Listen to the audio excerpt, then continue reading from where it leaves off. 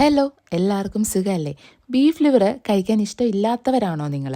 ലിവറിനൊരു പ്രത്യേക മണം ഉണ്ടെന്ന് പറഞ്ഞ് ഒഴിവാക്കുന്നവരാണ് കൂടുതൽ പേരും, അല്ലേ?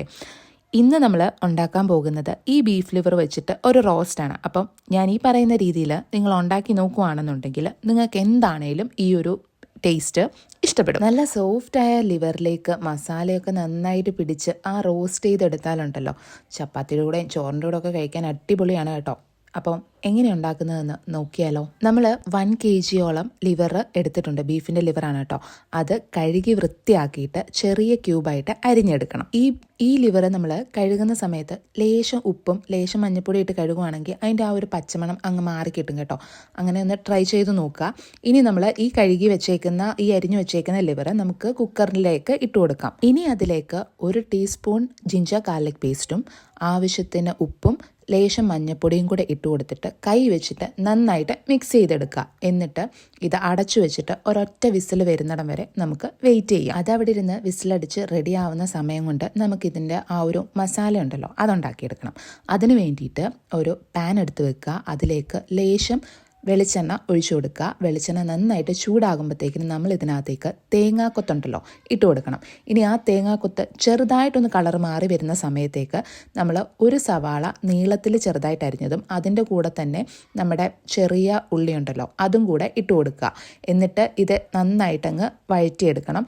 ചെറിയൊരു കളറ് മാറി വരുന്ന സമയത്തേക്ക് നമ്മൾ 1 ടീസ്പൂൺ ജിഞ്ചർ ഗാർലിക് പേസ്റ്റും കൂടെ ഇട്ട് കൊടുക്കാം. ഇനി ഇതെല്ലാം കൂടെ നന്നായിട്ട് വഴറ്റിയെടുക്കണം. ചെറിയൊരു ബ്രൗൺ കളർ ആകുന്ന സമയത്തേക്ക് നമുക്കിതിനകത്തേക്ക് പൊടികളെല്ലാം കൂടെ ഇട്ട് കൊടുക്കാം. 1 ടേബിൾ സ്പൂൺ മല്ലിപ്പൊടിയും 1 ടേബിൾ സ്പൂൺ മുളക് പൊടിയും കൂടെ ഇതിനകത്തേക്ക് ഇട്ട് കൊടുക്കാം. എന്നിട്ട് നന്നായിട്ട് ഇത് ഇളക്കിയെടുക്കാം.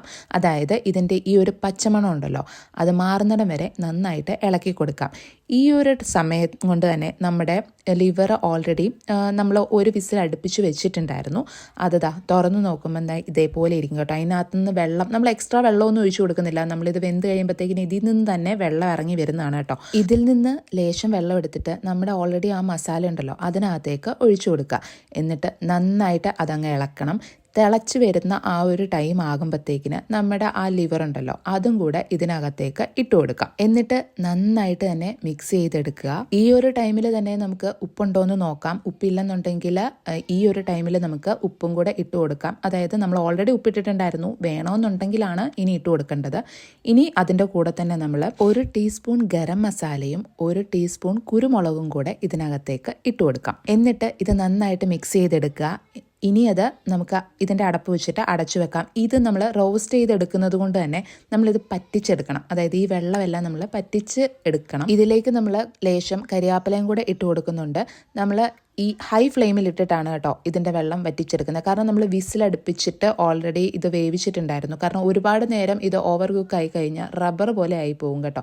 അതുകൊണ്ടാണ് നമ്മൾ ഹൈ ഫ്ലെയിമിലിട്ട് ഇതിൻ്റെ വെള്ളം വറ്റിച്ചെടുക്കുന്നത്. ഏകദേശം വെള്ളമൊക്കെ വറ്റി വരുന്ന സമയത്തേക്ക് ഇതിനകത്തേക്ക് 1 ടേബിൾ സ്പൂൺ ബീഫ് മസാല പൗഡറും കൂടെ ഇട്ട് കൊടുക്കുന്നുണ്ട്. അതിൻ്റെ കൂടെ ലേശം കുരുമുളകും കൂടെ പിന്നെ ഇട്ട് കൊടുക്കുന്നുണ്ട്. ഈ ബീഫ് മസാല പൗഡർ നമ്മൾ ഓൾറെഡി കടയിൽ നിന്ന് മേടിച്ചതാണ്. എന്നിട്ട് നമ്മൾ എന്ത് ചെയ്തു, ഇതൊന്നുകൂടെ ഒന്ന് റോസ്റ്റ് ചെയ്തെടുത്തിട്ടാണ് ഈ പൗഡർ ഇതിനകത്തേക്ക് ലാസ്റ്റായിട്ട് ഇട്ട് കൊടുക്കുന്നത്. എന്നിട്ട് അടച്ചു വെച്ചിട്ട് വീണ്ടും ബാക്കി വെള്ളം കൂടെ നമ്മൾ വറ്റിച്ചെടുക്കാൻ വേണ്ടിയിട്ട് പോവുകയാണ്. അത് കഴിഞ്ഞ് നമ്മൾ തുറന്ന് നോക്കുമ്പോഴത്തേക്കിനും ഇതേപോലെ ഇരിക്കും കേട്ടോ. ഏകദേശം അത്യാവശ്യം നല്ല രീതിയിൽ തന്നെ വറ്റി വന്നിട്ടുണ്ട് വെള്ളമൊക്കെ.